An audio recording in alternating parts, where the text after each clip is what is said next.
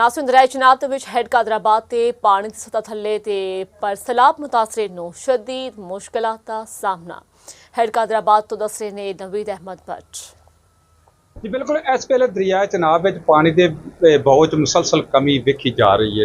ताज़ा तरीन अदादोशुमार के मुताबिक हैड मराला च पानी का बहाव जोड़ा 1,90,154 क्यूसक है तो हैड खानगी 2,53,056 क्यूसक है। तो जिस जगह पर मैं खलोता हैड कादराबाद उत्ते इत्थे 4,66,174 क्यूसक रिकॉर्ड किया गया है। तो सारे दरिया जिहड़े ने पानी की नज़र हो चुके सन ਉਹਨਾਂ ਦੀ ਬਹਾਲੀ ਵਾਸਤੇ ਇੱਕ ਹਕੂਮਤ ਵਾਸਤੇ ਬੜਾ ਚੈਲੰਜ ਹੋਵੇਗਾ।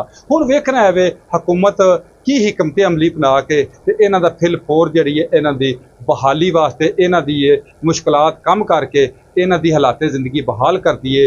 ਅਗਰ ਇਹਨਾਂ ਨੂੰ ਮਜ਼ੀਦ ਤਖੀਰ ਦਾ ਸਬਬ ਕੀਤਾ ਗਿਆ ਤੇ ਮੇਰੇ ਖਿਆਲ ਹੈ ਫਿਰ ਅਦਾਰਿਆਂ ਵਾਸਤੇ ਇੱਕ ਵੱਡਾ ਚੈਲੰਜ ਵੀ ਹੋਵੇਗਾ ਔਰ ਲੋਕਾਂ ਵਾਸਤੇ ਕਈ ਮਸਾਇਲ ਵੀ